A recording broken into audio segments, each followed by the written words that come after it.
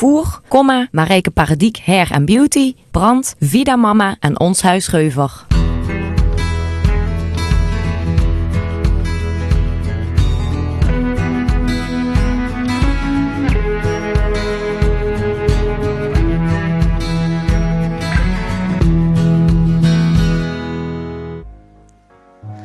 Hallo allemaal, leuk dat je weer kijkt naar een nieuwe aflevering van Limburg vandaag op deze vrijdag. Wat doe jij nou? Vrijdag 30 november. En ik heb hele bijzondere gasten. Ze komen van alle kanten. Dus het wordt gewoon een gezellige boel. En dit zijn ze niet alleen. Nee, ik heb nog een aantal andere gasten. En die ga ik voorstellen.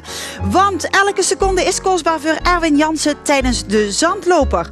Onder het motto Lekker lezend de winter door het Marianne van het Hof een aantal beuktoppers voor ons op een rieke gezet. En alle lekkerwekken opgelet, want Peter Bouwman uit Venlo gaat straks zien Venlo's broodje voor ons maken. Want het is namelijk genomineerd als beste broodje van Nederland. En veel willen het zien, maar ook vooral proeven.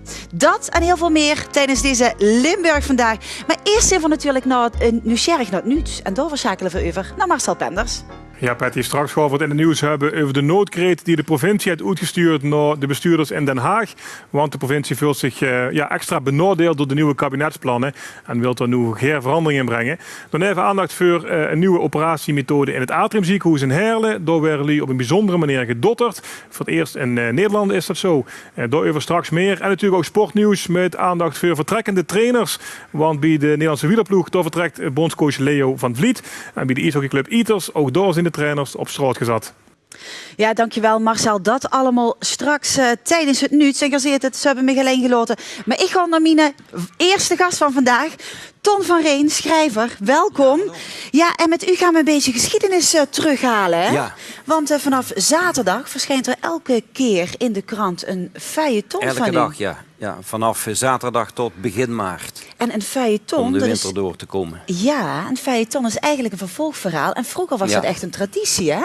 Ja, vroeger hadden alle kranten een feuilleton. Vooral in de tijd dat het abonnement hernieuwd moest worden en men moest betalen.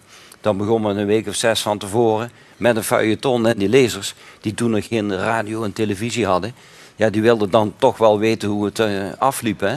Dus die hernieuwden dan het abonnement en dan, dat was dus het lokkertje. Ja, en na de plaatsing van die feuilleton kwam dan uiteindelijk het boek in de winkel. Zo zijn heel veel beroemde schrijvers beroemd geworden. Hè? In Nederland is bijvoorbeeld Toon Kortooms er eentje van. Ja. Die dus al zijn boeken als feuilleton voor het Eindhovense Dagblad heeft geschreven. Ja, en u gaat dat nu doen met dit verhaal, De Lichtverkoper. Ja, dat is een proefomslag. Hè? Want het boek zelf verschijnt pas in maart. Op de dag dat de laatste aflevering van het feuilleton gepubliceerd is. Ja, u gaat het precies zo doen zoals het vroeger ging. Voor mij is het ook een lokkertje voor de lezer. Hè? Ja, want waarom heeft u ervoor gekozen om een feuilleton te plaatsen in de krant? Nou, eerst heeft de krant mij gevraagd. Ik denk dat de krant meer abonnees wil. Dus ik denk dat ik een veelgelezen schrijver ben. Dat zie je in mijn boek De Bokkenrijders. Er zijn er 135.000 van verkocht. Maar mede door die televisieserie natuurlijk. Hè? Ja, inderdaad. Dat is heel populair. Ja. Maar de krant is ook een sociaal instituut. En die zoekt dus ook wat leeft er aan de onderkant van de samenleving. Ja. En daar gaan mijn boeken eigenlijk altijd over. Dus een boek voor mij is eigenlijk wel geschikt om brede lagen van de lezers aan te boren. Ja, want vindt u het niet ontzettend spannend om dit nu weer of op deze manier te gaan doen in de krant? Denkt u ook dat het zo net zo gaat aantrekken zoals het vroeger was? Nou, wij worden ontzettend afgeleid tegenwoordig. Hè? Je hebt 800 zenders die je kunt bekijken. En dan weet ik wat op internet is alles te vinden. Dus dat men, zoals vroeger, hè, toen er in de dorpen geen bibliotheek en een boekhandel en helemaal niks was. Hè, geen radio, televisie, zelfs geen Efteling was er nog. Voor ontspanning had men alleen het verhalen vertellen. Ja. Dus een feuilleton is het verhaal vertellen, een doorlopend verhaal. Ja, maar u wist dat u een feuilleton ging schrijven met dit verhaal. Bent u dat dan ook anders gaan schrijven? Zitten er meer cliffhangers in of zo? Ik heb er nooit aan gedacht tijdens het schrijven. Ik heb het gewoon in 91 stukken geknipt. En ik kan het niet in kortere of langere hoofdstukken. Het verhaal wat in je kop zit, dat moet er zo uit. Dat kun je niet indelen in hoofdstukken zo lang of zo lang. Dus niet dat na elk feuilleton een heel spannend einde is? Elke aflevering moet er dus een cliffhanger zoals bij televisie zijn. Ja. Dat is bij mij niet zo. Niet zo. Nee. Het is gewoon een en al spanning. Het is altijd leuk als het een spannende regel, als het dan afloopt en de volgende dag Ja. Ben dus door die regel dus de volgende dag onmiddellijk de krant opgemaakt om dat feuilleton te lezen. Dat is natuurlijk zoals het hoort. Hè. Want heeft u daar met knippen wel rekening mee gehouden? Ik heb het zelf in 91 delen verdeeld. Dus er zijn ook afleveringen die een beetje langer zijn en een beetje korter. Ja. Dat is natuurlijk wel zo. U zei net al, het verhaal is voor iedereen bedoeld. Ja. Waar gaat het over? Het gaat over, het centrale thema is de kinderarbeid in Maastricht. En ik kwam er eigenlijk op, ik heb dat boek over de bokrijders dus geschreven, een sociale roman over de honger in de 18e eeuw. Ik zal het even laten zien voor de mensen die het nog niet kennen. De Franse revolutie en de noordelijke uitloper, dat is eigenlijk de tijd van de bokrijders hier. De honger in die 18e eeuw stierf 60% van de mensen door ziektes, gevolg van de honger. En 30% door de honger. Hoge kindersterfte, weet ik wat, allemaal. Nou ja, het Franse volk kwam in opstand. De Fransen zijn hier gekomen en de wetten die er dus toen gevormd waren voor alle mensen, die werden hier ook ingevoerd. Dus dan dacht je, toen de Fransen verdwenen waren in 1815, wij zijn sociaal geworden. Maar dat bleek niet zo. Toen ik dit af had, en ik zat vaak in de archieven nog, want in archieven vind je alles terug. Hè? Alles wat vroeger opgeschreven is, vind je daar. Hè? Dus voor mij als schrijver is dat waar ik alles... want hoeveel uren heeft u dan in die archieven doorgebracht? Nou, voor die bokrijders 8 jaar. Dus niet elke dag, hè? Maar dus 8 jaar studie gaan wel we een aan behoorlijke vooraf. tijd. Ja. Je moet er heel veel tijd in investeren. Maar toen vond ik dus ook heel veel stukken uit die 19e eeuw. En toen bleek dus dat men er helemaal niet op vooruit was gegaan. Want toen kreeg je dus de introductie van de fabrieken. Dus grote producerende bedrijven. En toen in die 19e eeuw is dus de arbeider uitgevonden. Voorheen had je wel mensen die thuis werkten of kinderen die bij de boer thuis werkten en zo. Kleine weverijen en zo. Maar de echte fabrieksarbeider die productie de hele tijd hetzelfde product maakte, dat bestond nog niet. En de mensen werkten vroeger elke dag. Hè. Men was gewend, 80% van de mensen in Limburg waren boer. Men werkte elke dag op die boerderij van de vroege ochtend tot de late avond. Maar het moest wel ook, Het moest, ja. Maar het ging kalm aan, hè. Maar toen die fabrieken ontstonden, die boerenjongens die gingen naar die fabrieken, die boerenmeiden ook natuurlijk. En die begonnen vroeg en die eindigden laat. Precies zoals ze thuis deden, 6 dagen in de week. Dat was misschien nog niet zo erg dat het zo lang duurde, maar erger was dat ze er nauwelijks iets voor kregen. Dus die fabrikanten zoals Regoe in Maastricht, die op een gegeven moment 2600 arbeiders op één fabriek had werken, die werd hartstikke rijk. Hè. Die bouwde 7 kastelen. Die kon zijn geld niet op. Bij een feest, toen hij jarig was, dat feest kostte net zoveel als het hele loon van alle arbeiders in het hele jaar, hè, van die 2600. Dus zo gooide hij het geld toch over de balk. Maar de arbeiders kregen veel te weinig en die leefden in kommervolle omstandigheden. Ja. Waar komt die woede vandaan? Die woede over dat onrecht naar die arbeiders en naar die stervende kinderen, dat komt omdat ik zelf in mijn jeugd... Ik kom van de Ringoverstraat in Panningen. Je hoorde dan de naam van de straat al, een steenfabriek. En in de jaren 50, toen ik opgroeide, daar was ook heel veel stralende armoede, net na de oorlog en zo. Die arbeiders verdienen veel te weinig, dus ook in de 20e eeuw was het allemaal nog niet zo geweldig en zo. Dus ik heb thuis ook veel armoede meegemaakt. Mijn vader is heel vroeg gestorven, mijn moeder bleef achter met 5 kinderen en er was niet veel. Dus ik heb me dat persoonlijk heel erg aangetrokken. Altijd moeten knokken voor hetgeen wat u nu bereikt heeft. Denkt u niet dat u daardoor ook sterker bent geworden? Doordat u altijd bewust bent geweest van de armoede en het hard moeten werken voor toch je geld te verdienen? Ik mocht ook niet gaan studeren, dus ik heb het allemaal zelf moeten doen. Ik ben al heel vroeg naar Den Haag vertrokken, omdat daar een avond-ABS was. Dus daarom ben ik daar naartoe gegaan. En, dus ik ben altijd werkstudent geweest. Ja. Maar goed, ik ben blij dat ik het zo gedaan heb. Ja. Maar ik heb een hele goede bron gehad. Dat was de schrijver Anton Kolen. Want ik las al zijn boeken, ook sociale romans. Hè, dat soort type schrijvers, dat waren mijn favoriete schrijvers. Hè? Ja. Louis Paul Boon, Jan Mens, dat soort schrijvers. Maar Anton Colen heb ik goed gekend en dat is een soort mijn inspiratiebron. Ja. Dit boek is dan vanaf maart te koop. Ja. En vanaf zaterdag verschijnt elke dag een feuilleton in de krant. Ja. Maar u heeft nog een boek meegenomen, hè? Ja, dat is net opnieuw verschenen. Dat is mijn boek over de geschiedenis van de kastelen in Limburg. En dan vooral over de mensen die daar woonden. Minder de baronnen en de graven en zo, maar vooral dus de knechten en de meiden. Maar dan hoor je het weer. Ik kijk dus naar de onderkant van de groep. Er wonen wel honderden mensen die op die kastelen ook leefden. Hè. De meeste van die baronnen die zaten altijd in de stad, in de herenhuizen in de stad. In Roermond, in de Zwaanmekerstraat bijvoorbeeld. Hè. Ja. Daar woonden ze in een schitterend huis en daar zaten ze bij elkaar. Maar in die kastelen wonen dus altijd, dus de knechten en de meiden, de boerenknechten. En daar gaat dat vooral over. En dat allemaal in ridders, rovers en rappaien. Ja. Meneer Van Rijn, dank u wel dat u dit wilde toelichten. Vanaf zaterdag is het dus elke dag in de krant te lezen. Ja. En dan in maart is het boek te koop. Okay. Dank u wel en heel veel succes met alles. Ja, dank u wel. Ja, en als Geert Hoes denkt van, goh, ik wil er meer van weten. Meer informatie via www.tvl.nl. Ja, ik zag hem zus al neven mij zitten. Eind 80 jaren, zo moet ik het zeggen. Kwam een klein Pietje ter wereld. En ze noemen hem Delano. Hij ging met 4 jaar naar de Schwal, naar de Pieterschwal. En hij slaagde dan met vlag en wimpel. Maar Sinterklaas had toch al heel snel in de gaten dat er meer talent had. Want er zong namelijk de sterren van de hemel. En dat gaat er ook hier bij ons in de studio doen. Hier is er terug Piet Delano met het liedje Raadsel van 5 december.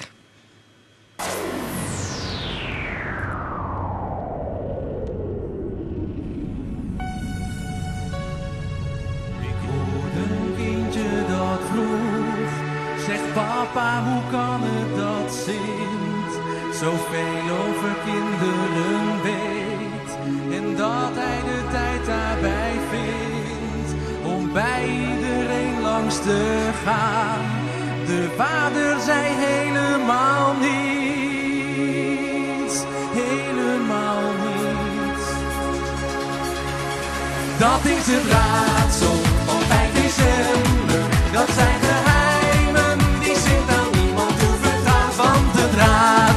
van 5 december wordt nog beter bewaakt dan sinds goud. Het raadsel wordt door iedereen gevreesd, maar voor boeven het allermeest. Want door het raadsel van 5 december is er ieder jaar een feest. Iedere week komen we bij elkaar om de dagen en nachten met Sint te bespreken. Schuilt er gevaar. Er is kans op tegenslag. Alle routes worden uitgetest. En we zijn op ons hoede voor meer boevenstreken. Wij zijn net iets slimmer dan de rest. Want wat ik weet en nooit vergeet, dat is het raadsel van 5 december. Dat zijn geheimen die Sint aan niemand toevertrouwt. Want het raadsel van 5 december wordt nog beter bewaakt dan sinds goud. Het raadsel wordt door iedereen gevreesd, maar voor boeven het allermeest. Want door het raadsel van 5 december is er ieder jaar een feest. Denk je soms dat het vanzelf gaat, dat je wakker wordt en je schoentje gevuld is en dat ik geen sporen achterlaat, dat niemand mij ooit heeft gezien als op pakjesavond iedereen we gezellig dus samen het feest zitten vieren en de Sint langs alle huizen rijdt. Hoe komt hij dan aan al die tijd? Dat is het raadsel van 5 december. Dat zijn geheimen die Sint aan niemand toevertrouwt. Want het raadsel van 5 december wordt nog beter bewaakt dan sinds goud. Denk er maar niet te veel over na, want wat telt is het mooiste feest. Ga het raadsel nou niet achterna, want er is nog niemand slim genoeg geweest voor het raadsel van 5 december. Dat zijn geheimen die Sint aan niemand toevertrouwt. Want het raadsel van 5 december wordt nog beter bewaakt dan Sint-Schout. Het raadsel wordt door iedereen gevreesd, maar voor boeven het allermeest. Want door het raadsel van 5 december is er ieder jaar een feest.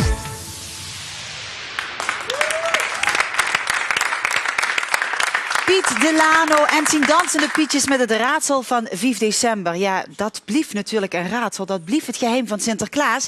Maar Peter had ook zijn geheim, want hij is namelijk genomineerd. Een van de 14 nominaties als beste broodje van Nederland. En dat geheim ga je vandaag bij ons verklappen, hè Peter? Deels. Deels ga je het verklappen. Nou, je houdt het nog spannend. Maar daar gaan we het straks even over hebben.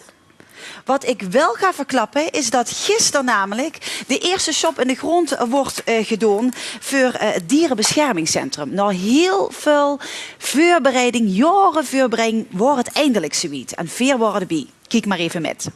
Hij blijft staan, mensen. Mag ik een groot applaus voor deze eerste boom op het terrein van het dierenbeschermingscentrum. Dank jullie wel.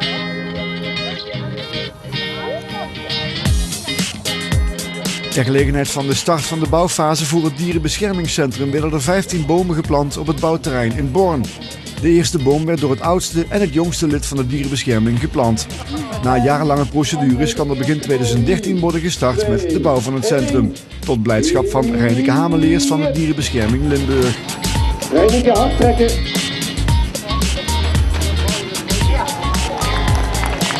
Dierenbescherming Limburg. Ja, vandaag inderdaad aftrap van de bouwfase. Er is nu een bouwvergunning, dus we kunnen aan de slag met bouwen.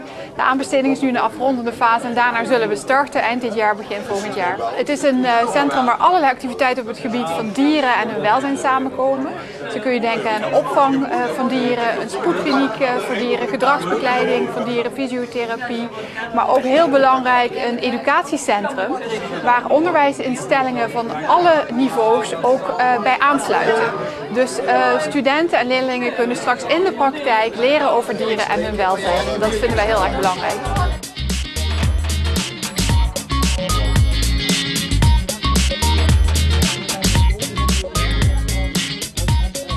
Ja, het is heel bijzonder. Ook met het oog op de toekomst. Het wordt een gebouw van de toekomst om die bomen daar nu neer te zetten. Die bomen die gaan, als het goed is, 60 tot 70 jaar mee. En ja, in die tijd zal er heel veel voor dieren veranderen, hoop ik. En zal dierenwelzijn er in deze provincie anders uitkomen te zien. Namens de provincie plant de gedeputeerde Noël Lebens ook een boom. De provincie heeft de komst van het dierenbeschermingscentrum mogelijk gemaakt door middel van een subsidie. Het gebouw wordt geheel opgetrokken uit duurzame materialen. Ja, ik mag de laatste tijd wel meer bomen planten. Natuurlijk een grote symbolische waarde. Maar naast duurzaamheid in het investeren in dit soort gebouwen investeren wij ook in veel groen. Ja, er wordt hier en daar minder natuur aangelegd. Aan de andere kant zeggen we, op andere plekken compenseren we dat. Niet zozeer en niet alleen in hoeveelheid en kwantiteit, maar vooral ook in kwaliteit.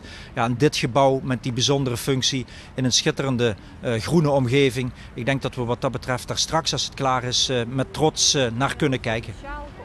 Naast een investering in duurzaamheid betekent de provinciale subsidie ook een investering in de kwakkelende bouwsector. Maar uiteindelijk gaat het allemaal om de dieren. Het is voor dieren belangrijk omdat wij enerzijds dieren in nood veel beter kunnen helpen met dit centrum. Maar anderzijds ook willen investeren in structurele oplossingen voor dieren. En we willen niet elk jaar meer water naar de zee dragen door dieren op te vangen. We willen ook echt zorgen dat de mentaliteit van mensen verandert. Waardoor er beter met dieren wordt omgegaan. Proost jongens, op jullie. Op jullie. Dank je. Dank jullie wel. Ja, en ze verwachten komende zomer dan de deuren te openen. En misschien worden hier ook wel deuren geopend voor Erwin Jansen. Welkom, want jij krijgt tijdens de zandloper 90 seconden de tijd om 5 vragen te beantwoorden. Yes. Ben je er klaar voor? Dat gaat helemaal goed komen. Goed. Licht uit, spot aan. Dan druk ik nu op start. Vraag 1. Waarom wordt Music for Roy georganiseerd? Ja, Music for You is een benefietconcert voor het Zorghuis. Het Zorghuis in het dorp staat zo genoemd. Dat is een kleinschalig zorgcomplex in aanbouw in het hart van ons dorp. En dat is eigenlijk een initiatief van 3 eigen dorpsbewoners. En dat is eigenlijk een dorpsbreed gedragen initiatief. Nog 1 minuut en 8 seconden. Wie organiseert het? Nou, zoals gezegd, het hele Zorghuis is dus een dorpsbreed gedragen initiatief. Er zijn een jaar lang heel veel acties geweest om geld binnen te halen.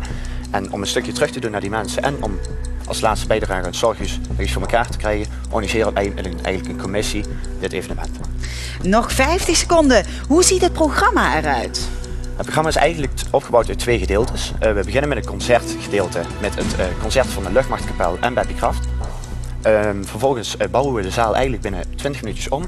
En dan gaan we verder met het feestgedeelte met Undercover en Big Benny. Klinkt gezellig. Nog 33 seconden. Waar en wanneer vindt Music for Roy plaats? Music for Roy vindt vanavond plaats in de Sporthal de Wetteling in Venray. Oh, daar was het al. Vraag 5. Waar kunnen kijkers meer informatie vinden? Nog 20 seconden. Nou, mochten mensen nog meer informatie willen vinden, we hebben een website www.musicforroy.nl voor met een 4 en Roy met een Griekse ei op het einde. Nog 10. Nog 10. Nou, ja, gebruik ze. Het wordt een keigaaf evenement vanavond. Er zijn nog kaartjes. Die zijn via onze website te verkrijgen. 3, en via 2, de dagkassa. Dus tot vanavond. Een keigaaf evenement. Nou, dat vind ik toch mooi om daarmee af te sluiten. Hè? Dankjewel dat je hier was en heel veel succes en heel veel plezier vanavond. Ja, dat is waar je er eventueel vanavond naartoe kunt gewoon.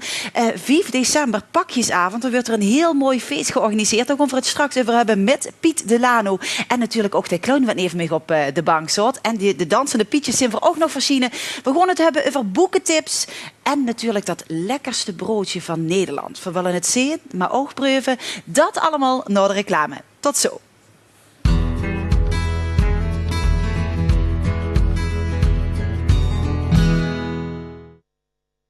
Partners van Limburg Vandaag zijn Kastelein Fashion en Den Beek, Auvoer, Marijke Paradiek Hair & Beauty, Brand, Vida Mama en Ons